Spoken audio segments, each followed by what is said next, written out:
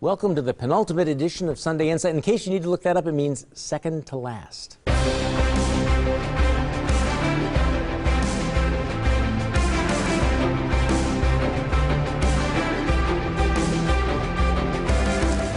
Good morning and welcome to Sunday Insight. I'm Charlie Sykes. In the week that was, the Packers pick up a win in the snow. Donald Trump prepares to return to Wisconsin. And last week, the president-elect scores a PR victory when Carrier agrees to keep some jobs in the United States. Trump sends out tweets bashing Saturday Night Live, Boeing, and a union guy who criticized him. It was that kind of a week. Green Bay Mayor Jim Schmidt was sentenced to 40 hours of community service and will have to pay $4,000 in fines for campaign finance violations. Wisconsin is finishing up its presidential recount with Hillary Clinton so far gaining fewer than 100 votes. She lost the state by 22,000, so this isn't going to change anything, and it costs $3.9 million. But we start with the president-elect's new cabinet, which looks like it won't include Milwaukee County Sheriff David Clarke Jr. Clarke was passed over for Secretary of the Department of Homeland Security when Trump named former Marine General John Kelly. Meanwhile, Clarke tells Wisconsin Watchdog that he's the victim of a media hit job over his handling of 4 deaths in the Milwaukee County Jail, and he seemed to suggest the inmates may have been partially responsible for their own deaths. Clarke said that what the Journal-Sentinel's hit job missed is the fact that jail populations are filled with sick people who have made lots of bad decisions that have compromised their health. 2 inmates suffered from cardiac disease, which became critical when coupled with the effects of hardcore drug usage prior to their incarceration, with their extensive drug histories independently noted in their death investigations, he said. Now, Clarke has resisted calls for an outside independent investigation, and last week seemed to be blaming the jail's private medical contractor. But last week, an attorney for one of the inmates who died in the jail criticized the sheriff's attempt to deflect responsibility. Eric Height, an attorney for the family of Terrell Thomas, the inmate who died of dehydration in April, said a county cannot contract away its responsibilities to provide constitutionally adequate health care to its confined citizens. Now, joining me on our panel this morning, the Milwaukee Community Journal's Michael Holt, former State Representative Michelle Litchens, political strategist Lynn DeBruin, and the president of Edge Messaging, Brian Fraley. Were you surprised that Clarke was passed over, and how is his handling of this jail issue going to impact any other appointment he might be aspiring to? I don't know that he was in the mix for Homeland Security Secretary or necessarily a cabinet position. I think it's clear that he would accept some position in the Trump administration. There are a lot of jobs, some that require Senate confirmation, some that don't. The cabinet is not the end-all, be-all. So I guess I wasn't really that surprised because of the responsibilities that Clarke has here. That would be a pretty big jump. Yeah. Okay, now Linda Brun, you're a nurse. He's saying, look, these inmates, they came in here, they had all kinds of pre-existing medical conditions. Essentially, they might have contributed to their conditions. Your response to, he hasn't said a lot about these jail deaths, but he did speak out last week. Your reaction? Well, first of all, the attorney for that family is correct. Any county, whether it's Milwaukee County or anyone, cannot contract out the responsibility. Ultimately, it falls to David Clarke. And he's been very clear over the years that he is the highest constitutional elected officer, and he is totally responsible and control of that department. So he can't run away from it now. I think people who have nothing to hide nothing. I think he should allow or call for an independent investigation into these deaths. 4 deaths in this short of a time period is very unusual. You can't just wash it under the rug and blame the folks who died. There's got to be an issue with health care or deputy response time in that jail. Okay, but doesn't he have a legitimate point when he says, look, we have a private company, they're supposed to be responsible for health care in the jail. That private company, is ultimately answerable to the county executive. Why are people looking at me? Well, he's got a point, yeah. But he's an elected official. Immediately, he should have held a press conference and said, we had these tragedies happen. We want to know exactly why they happened and get out in front of it. Now, instead, people are kind of beating down his door for information. He's just saying it's not my fault, it's somebody else's. And I think the members of this community want more answers than that, and they want to see the sheriff leading on this. Okay, just from a political point of view, I'm guessing, okay, is there no one advising him saying, look, there are ways of handling this? Call for an outside investigation, appoint a blue ribbon task force. The worst thing in the world you can do is simply stonewall this investigation. Right. Why is he doing this? I actually don't know, because as Brian said, this is going to hurt him if he ever did need Senate confirmation for a job with the Trump campaign. Michael Holt. Yeah, because I think the position he probably would end up with if this blows away would be U.S. Marshal or something, where you don't need that Senate confirmation, etc. But he definitely should. If this had happened in the Milwaukee City lockup, he will be demanding that they be an outside investigation. We have to realize that this is four people dying since April. This is 3 times the national average for jails across the country.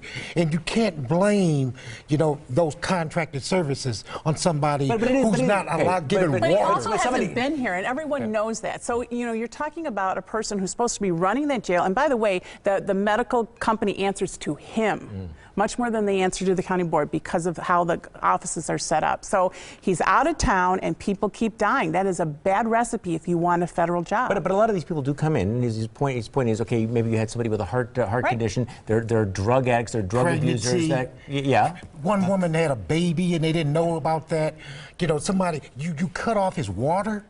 Is that a medical condition? But look, if you have a run of bad luck, then the way you prove that is by opening up the doors and letting folks investigate. It is certainly possible that there was no misconduct whatsoever, there was no incompetence whatsoever, that there are extenuating circumstances in each one of these cases. But if that is the case, then he needs to make that case. He needs to. I understand that he doesn't like the Journal-Sentinel. I completely get all of that. But he does actually answer to the public. And ultimately, I just think that with every week that goes by, his chances, and he's obviously checked out of this job. Let's be honest about it. He is his vision. He wants to take that cowboy hat to Washington. But every week this goes by, it festers, and it makes that option, I think, weaker. I don't know that he needs my advice, but here's what my advice would be. You have a reputation as a take charge, no nonsense guy. So take charge, no nonsense. Find out who's responsible and make sure whoever's responsible is held accordingly. Well, one of the things I most admire about David Clark is he preaches about the importance of personal responsibility. This would be a great opportunity for him to exercise some personal responsibility. Okay, what is your glass half full? What is your glass half empty? Let's go around the table. Michael Holt, you are first. Well, my glass is half full because Donald Trump finally added a little color to his cabinet, naming renowned surgeon Dr. Ben Carson Secretary of HUD. My glass is half empty because Dr. Carson's talents are being misplaced. And the fact that he linked fair housing programs to communism does not bode well for his leadership. Michelle Litchens. Well, it is half full or half empty because OPEC decided to cut oil production next year, so gas prices are rising. It's half full because after January 20th, America will show the world it is an energy powerhouse and tell OPEC we don't need their oil. Linda Bruin. Well, my glass is half full because the Wisconsin recount proved that we have fair and honest elections in Wisconsin. It's half empty because it took at least 130 people working on a daily basis to prove it. And some people will still claim that we have massive voter fraud. Brian Fraley. Waste of fricking money and time. My glass is half full because the impact of the kick a can down the road transportation budget is finally being discussed. But it's half empty because some lawmakers here still don't realize the impact of canceling 94 North, South, and Racine and other projects. Well, my glass is half full because Donald Trump seems to be surrounding himself with a strong cabinet. It's half full because nobody so far has managed to get him to stop tweeting. Our Sunday Insight Countdown shows the Wisconsin recount has to be certified in just 2 days. The Electoral College votes in 26 days, and Donald J. Trump takes the oath of office in 40 days. And, of course, the midterm election just 705 days away.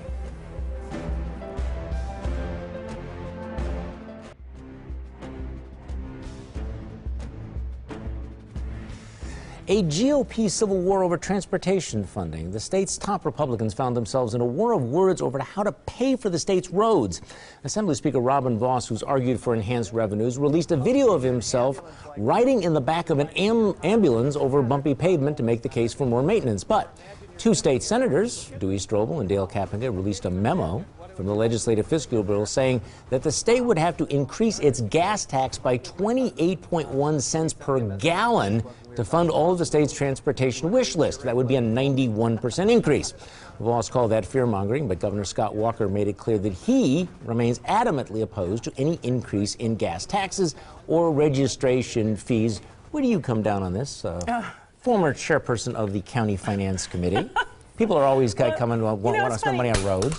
It's funny, the Republicans have been in control of the legislature since 2011, and Walker's been governor since 2010. So this is the Republicans' problem here. They could have fixed the roads by now. And I actually...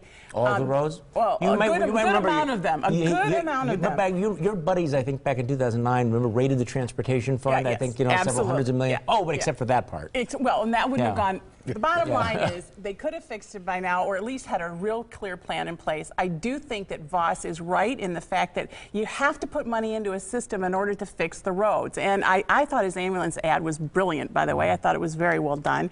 And I think, gas tax has not been raised since 2006. Do I want it to go up? In a perfect world, I'd love to agree with Walker's position. But somehow you got to pay for what you get. So. And Walker is not saying that he doesn't want to spend any money on roads.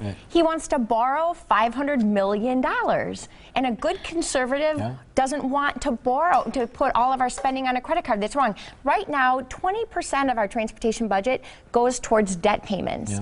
If we borrow that $500 million, 25% of our transportation is going to go towards debt payments. And that is not fiscally conservative. But if you have a massive project, you don't pay for it necessarily in cash. You go out and you buy a house, you don't pay for it in cash. But you should not borrow maintenance, and that's what they're trying to do in this budget. So I guess the question is, though, Michael, how bad are the roads in Wisconsin? Not bad enough that you want to raise the gas tax 28 cents a gallon. I mean, you got to. Well, I don't think it should. Your folks on the county board just raised the wheel tax. Well, I know. I mean, so people who live in Milwaukee County are really being stuck right now. I don't know how to do it. Maybe I guess you do have to borrow, because I can't see them keep raising and raising. We got the highest gas tax. Our roads are bad, graded the third worst, the third roughest in the country. And if you do work. I do. I represent and work for people who want to invest in transportation. Our roads are the third worst in the country. If we continue at this pace, the number of roads rated poor will double in the next 10 years. Here's the deal. We just spent billions of dollars on the Marquette interchange, right? We're spending billions of dollars on the Zoo interchange. And now we're not going to do anything on the road that connects those two, I-94 east-west? So what politically is the end game? If Scott Walker says, I'm not going to increase it, what is the Republican legislature going to do in the budget next year? Lead. Well, they have to do some give and take. So I am sure they're going to make some. They're going to say we're going to get rid of prevailing wage on road projects, which, of course, that doesn't affect federal funding, and 30% of the transportation fund comes from there. But so they are going to have to find a way to make some changes. Get rid of the minimum markup. Okay, minimum markup. Would that be a good trade-off? It'd be a great trade-off. Okay, you may not want to hear it, but we will tell you anyway. Let's hand out some unsolicited advice. Michael Holt, you are first. Well, to all the disenfranchised Trump supporters, just wait until he renames D.C. the District of Trump. His wife is going to paint the White House pink, and the new SBA head, Linda McMahon, makes professional wrestling the national pastime. Say it like it's a bad thing. Michelle Lessons. To the Republicans in Congress, listen to your outgoing colleague Reed Ribble. Don't overreach. Voters sent you to Washington to fix it, not to pass hard-right social legislation. Fix the bureaucracy first, and then earn 2 more years in office to fix everything else. Linda Bruin. Well, right now, Republicans are pretending that Donald Trump's massive conflicts of interest aren't a big problem. That's a big mistake. If Republicans don't rein him in right from the start, impeachment or criminal charges could eventually follow. Brian Fraley. God gave you a brain. Use it. You don't have to reflexively hate or love everything Trump does because he is or is not on your team. Be discerning about him and others. Try it. You'll like it. Well, my unsolicited advice, Sheriff Clark, you need to get out of the Sean Hannity bubble and realize that you may actually have to answer some tough questions, especially if you want that job in D.C. Next on Sunday Insight, President-elect Trump turns his Twitter account on a Milwaukee-based company.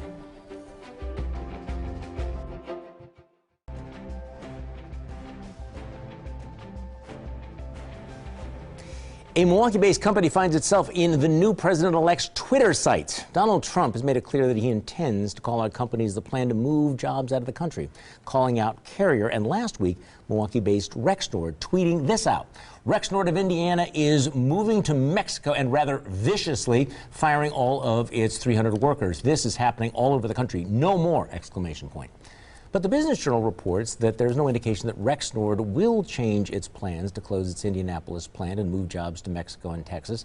So I guess the question, Michelle Hitchens, is your reaction to this. Is Trump going to call out every company that's planning on moving jobs out? And is that a good idea? It is not a good idea. It's good politics. It is wrong for the President of the United States to be singling out individuals and companies and belittling them in front of other people.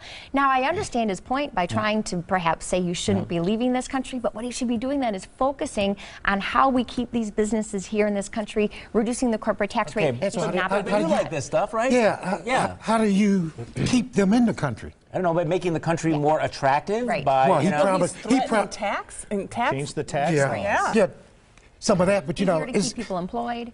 You know, and one of the things we're focusing on these companies moving jobs overseas or to Mexico. What you probably need to be focusing on is robotics and automation, because very, very soon. You were listening to me, weren't you? Very, very soon you're going to.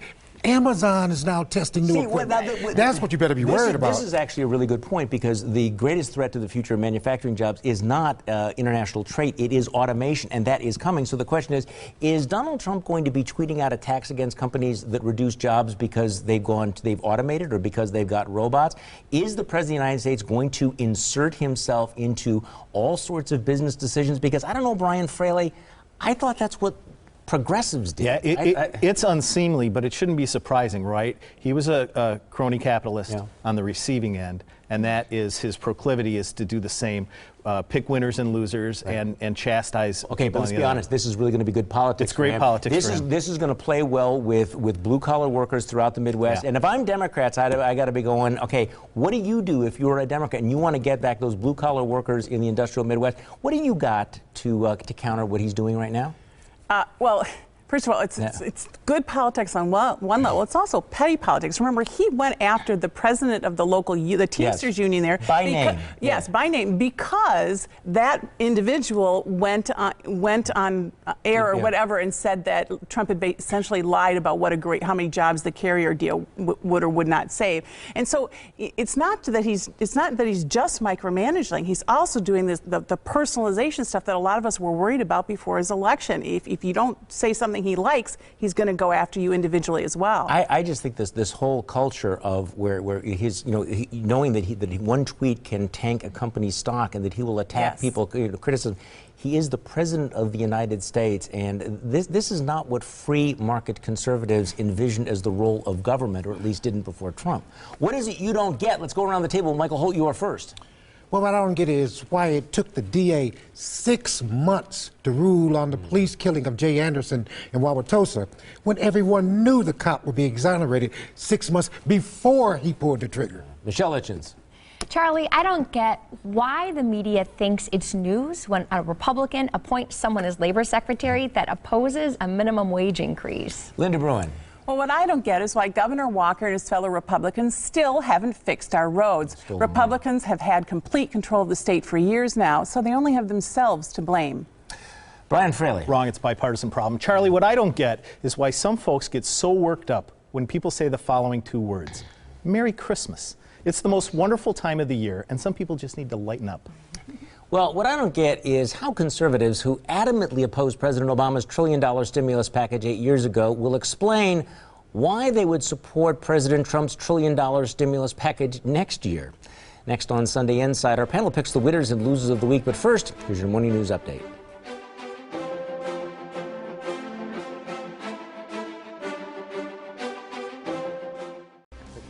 It is time for our panel to pick the winners and losers of the week. Michael Holt, you are first. My winner is obvious. Bud Selig, an appropriate honor for a man who epitomizes what the Baseball Hall of Fame is all about. Losers, common sense. Actually, the racists in Minnesota won by threatening a boycott of the Mall of America for hiring a black Santa. I could play the race card here, but suffice it to say, the only white-haired, overweight, jolly person to give my kids a gift looks like me. Michelle Hitchens. Since it's my last show. So we're all losing a conservative voice on radio and TV when Charlie retires. But Charlie's been a winner, and he's helped many women become winners. Charlie once asked a group, who is the most prominent Republican woman in Wisconsin, and the room was silent. It got us thinking, and Charlie started the Right Women Awards, but women like myself and Rebecca Clayfish and others were inspired to run for office, and we wouldn't have done it without Charlie's support. You will be missed, Charlie. Oh, thank you. Linda Bruin. Well, along the same lines, as the clock keeps ticking towards Charlie's last show, my winner is Charlie Sykes. Charlie has had a major impact on all of Wisconsin, and in this last election, his impact went national. Listeners will remember his sharp mind, wit, and political skill. I'll remember what a good friend he's been to me as we've done the show together. Last week, the entire country lost John Glenn, a truly American hero, but at least his beloved NASA is on track to send humans to Mars by the 2030s. Most of us will watch from Earth. Astronaut John Glenn will watch from the heavens. Brian Fraley. Sure, I'm the jerk for not mentioning Charlie. Okay, okay. Governor Walker visited American troops overseas this week, and it's as good a time as any to say that none of us are losers if we all remember their service and their family sacrifices, especially during the holidays. We are all in their debt. Well, my winner, I have to mention, John Glenn will be remembered as the first American to orbit the Earth, but he will also be remembered as the quintessential American hero of a brighter, more hopeful, and more united country. Loser, the Jill Stein recount, costly, time-consuming, and completely pointless. Thanks for joining us, and thanks for all the kind words here, but I'm not actually dead. Remember, you're on my radio show, News Radio 620 WTMJ from 8:30 until noon. Have a great week.